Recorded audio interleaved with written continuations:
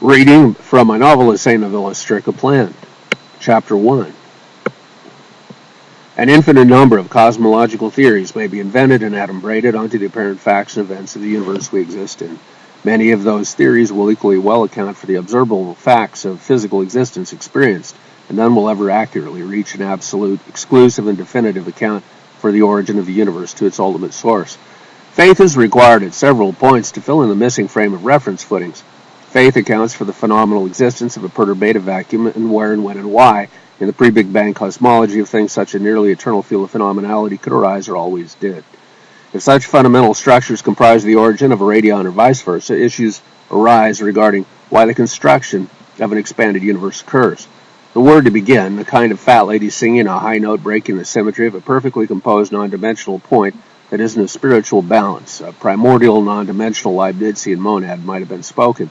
God created the universe to experiment with artistic designs of intervals and energy, appearance in a scalar temporal field. Why should a system of multiverses and contingent dimensions always be unbalanced or unstable, and why would an eternally stable structure of any size, such as a non-dimensional point, ever change without an outside force acting upon it?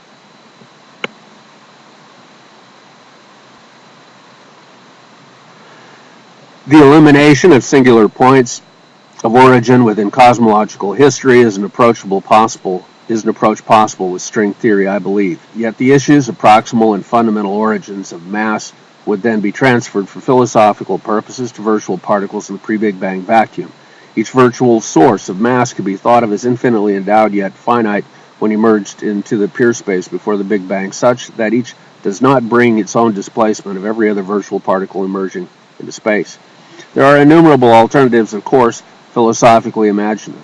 One-dimensional point initially contain all the virtual particles, and it is rather like the one of Plotinus, and that is the source of subsequent virtual particles issued into a subroutine space.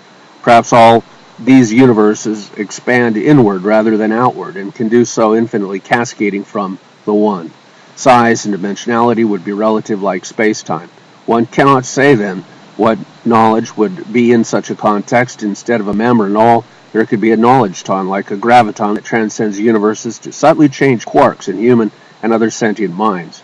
Knowledge can be defined as information. Human sentience and cognition. Awareness is knowledge. Knowing is knowledge.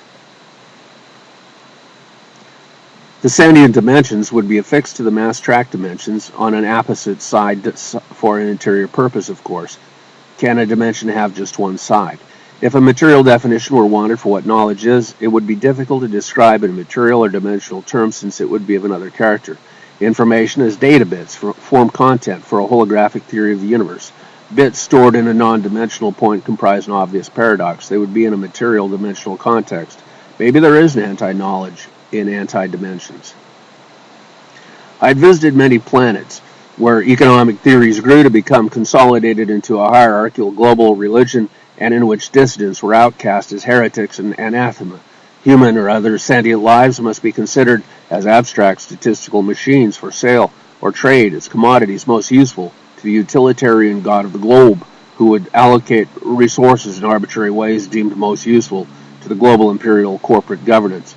Democracy and individualism were dead on such planets. Individual political opinions were considered as protectionism that would interfere with management. One of the planets of the Dogma star cluster Lush and I had visited had a tax-free shop in the spaceport extending from the equator to the North Pole. Lampshades made from the hides of exploited child laborers of the southern hemisphere offered for 2 galactic wands. Each lampshade was offered as in compliance with thermodynamic recycling conversion of resources criteria. Corporate conversion of sentient life forms into rent-paying statistical machines had been maximized by planet managers increasing profits.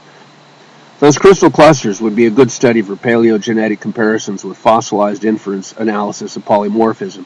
Do they have nucleotide divergence patterns of alleles comparable to that of humanoid MHC polymorphism that is evident in atomic molecular lattice deposition? Was the geology of those satisfied semi-sentience and evolved configuration by design, or from pressure of natural selection?